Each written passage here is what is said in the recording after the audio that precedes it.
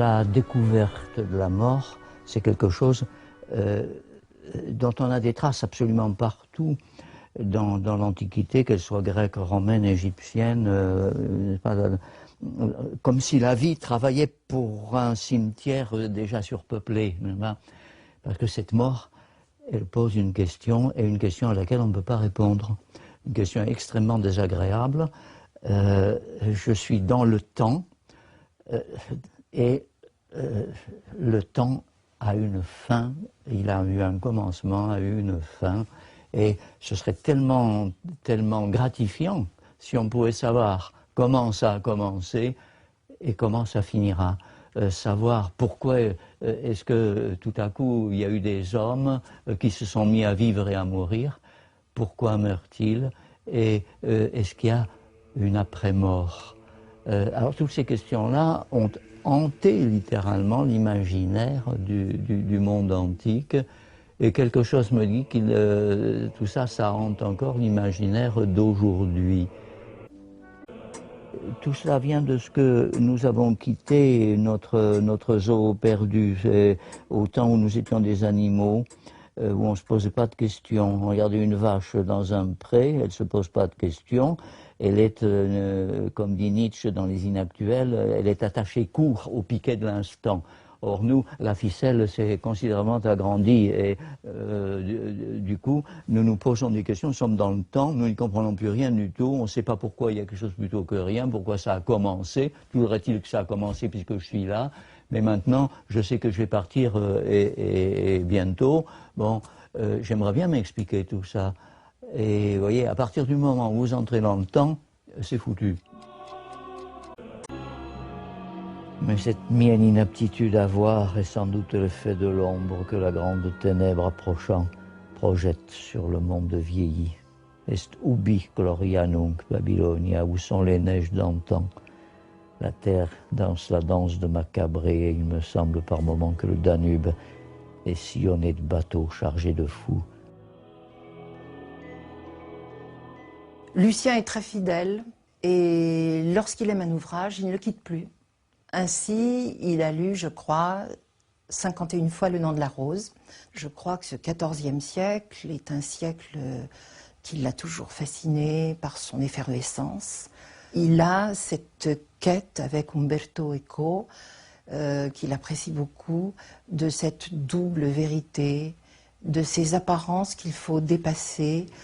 Et je disais souvent à Lucien, tu parles toujours de la lettre qui tue, de la symbolique, de l'interprétation des mythes, et finalement, si c'est en filigrane dans la plupart de tes livres, ça n'apparaît pas vraiment dans un ouvrage. Alors il y a bien une quinzaine d'années déjà que je lui avais suggéré d'écrire quelque chose de très court pour un public assez large sur ce problème de la lecture des mythes à l'époque actuelle.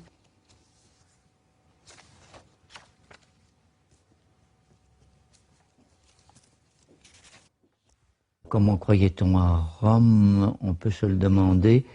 Il faut bien dire que le mot croire varie avec les civilisations, avec les époques, mais on le voit bien d'après les textes.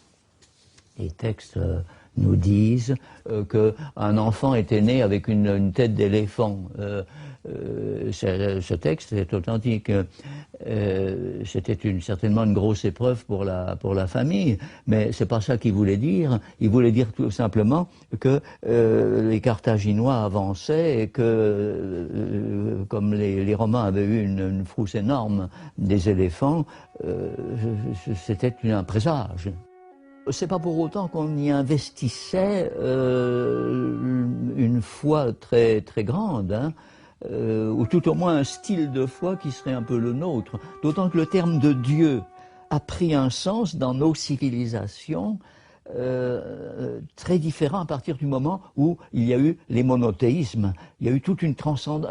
Le mot Dieu véhicule, si j'ose dire, toute une transcendance. Tandis qu'à l'époque, les dieux étaient un petit peu partout, ils étaient présents, ils étaient à l'arrière-plan, ils se manifestaient de temps en temps, et toujours de façon très spectaculaire.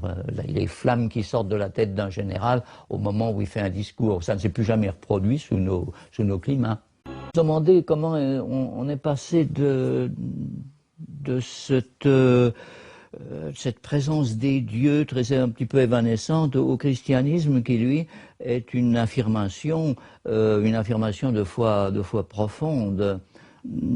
Les chrétiens étaient donc immanquablement portés à une imagination qui les aidait, qui les gratifiait, qui leur faisait plaisir, exactement comme les gens parmi lesquels ils vivaient. Seulement eux avaient l'impression que ce qu'ils entendaient dire de Christ, de Marie, etc., était quelque chose de vrai, alors que ce qu'ils entendaient dire de Zeus ou Jupiter, de Vénus, Aphrodite, etc., était faux. Il y a eu automatiquement le passage du vrai au faux. On s'est mis à regarder la religion sous ce concept de vrai et de faux sur lequel il faudrait bien revenir. C'est toujours la tribu des Yaknouki, hein, c'est nos miracles. Alors ça c'est du vrai de vrai. Et les chrétiens étaient portés à en remettre singulièrement. Il n'y a qu'à regarder les écrits apocryphes chrétiens. Alors là, c'est à pleurer ou à mourir de rire. Je donne un exemple qui est tout à fait drôle. Lorsque Jésus, qui avait déjà ressuscité tant de gens, déjeune avec ses disciples et il y avait du poulet au menu. Qu'est-ce que fait Jésus? Il se lève et ressuscite le poulet qui était sur la table. Voilà le poulet parti par la fenêtre, bon, très bien. Mais attention, ce poulet, c'était un coq, et ce coq avait un avenir. C'est lui qui ferait cocorico 3 fois, ou, je crois, au moment du reniement de Pierre, voyez. Et tout était comme ça, Jésus tuant quelqu'un de façon à le ressusciter. Les gens ont besoin de merveilleux, et ils en remettent. Or là, vous voyez, il faudrait réconcilier le mythico-religieux, disons, et le rationnel. Le rationnel empêcherait les gens de foi de s'éclater en absurdité, parce que ça peut très bien arriver. Hein. Et de l'autre côté, la foi empêcherait le monde rationnel de s'étouffer dans ce cul-de-sac du matérialisme. Fatalement, on s'est posé des questions en termes de vérité. On s'est mis à parler du mythico-religieux en termes de vérité. C'est très joli, hein, mais quelle vérité? Il y a un 36 des vérités. La vérité mathématique, la vérité historique, est-ce que Louis XVI est mort d'un cancer du foie ou est-ce qu'il est mort sur l'échafaud, vrai, faux. Mais en fait, disons qu'il y a plusieurs niveaux de vérité. Quand je dis la somme des angles d'un triangle est égale à 2 droits, j'espère que je ne me trompe pas, je dis une vérité. Et si je dis le Seigneur est ressuscité le 3e jour, je dis une vérité. Mais il est bien évident que les 2 vérités ne sont pas du même ordre. Je peux vérifier, si j'étais assez calé en maths, je démontrerais pourquoi les angles, etc., c'est égal à 2 droits. Mais je ne peux pas démontrer par A plus B que Jésus est ressuscité le 3e jour. Hein. Je ne pourrais pas me servir de ma raison pour... Vous voyez donc, ça se situe sur des plans différents. Et ce qu'il faudrait, ce serait que chacun réconcilie en soi, s'ils sont à couteau tiré, les 2 plans. Ce qu'il faut bien comprendre, c'est qu'il y a le mystère, hein, mysterium, c'est un signe. Il y a le mystère, le signe que nous fait Dieu, que nous fait le Seigneur par Jésus-Christ. Et puis, vous avez la manière de comprendre ce signe. Personnellement, vous voyez, je reviens toujours aux disciples d'Emmaüs. Je suis de ceux qui se baladent en me disant, moi non plus, vous voyez, je suis de ceux qui se baladent, là, ces pauvres gens qui reviennent de la crucifixion et qui disent, ben voilà, le Seigneur est plus, vous voyez, il est plus là, ben voilà où on en est. Et puis derrière, cet être qui chemine, qui leur parle des Écritures, et qui leur dit, regardez, vous n'avez pas compris. Et puis, ils se retrouvent à l'auberge et ils le reconnurent à la fraction du pain. Et pour moi, la foi, c'est ça.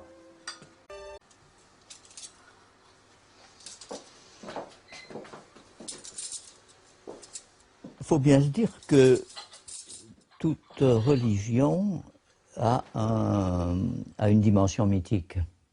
Une dimension mythique, pourquoi? Parce qu'elle est mystérieuse. Il n'y a pas une religion, on ne peut pas nous montrer aujourd'hui une religion dont le Dieu serait là, comme ça, rencontrable. Bonjour mon Dieu, comment allez-vous?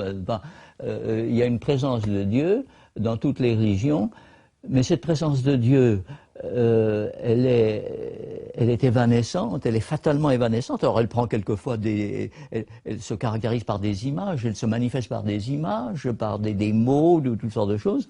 Mais il est fatal qu'une religion contienne du mythe. Alors je laisse à chacune de ces confessions le soin de dire quelle est la partie mythique ou de le penser sans le dire.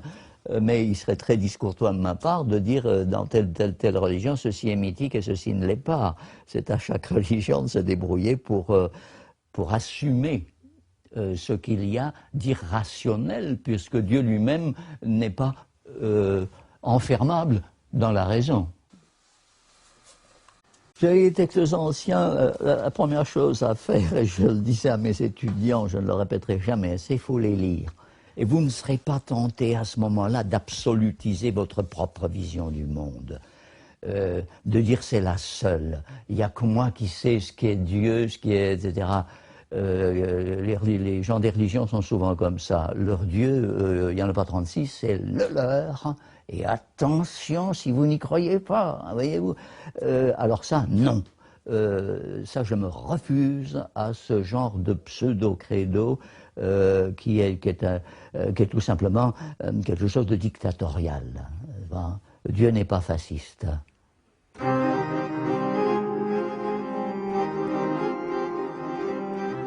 Quand on applique du rationnel sur du mythique, on obtient, comme me disait un ecclésiastique autrefois, un petit monstre logiquement conçu.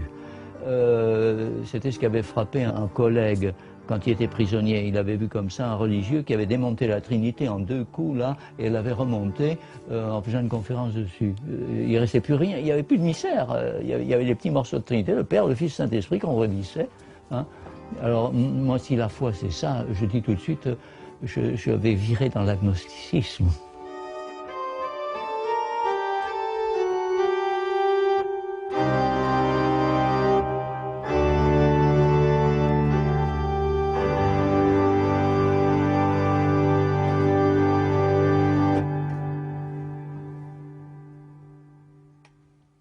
Je me suis souvent posé la question de savoir ce que c'était que la foi.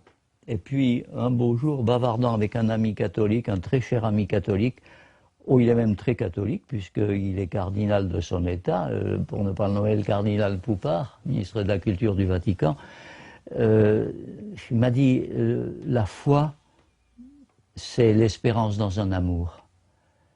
Il résumait du même coup les trois vertus théologales selon la théologie.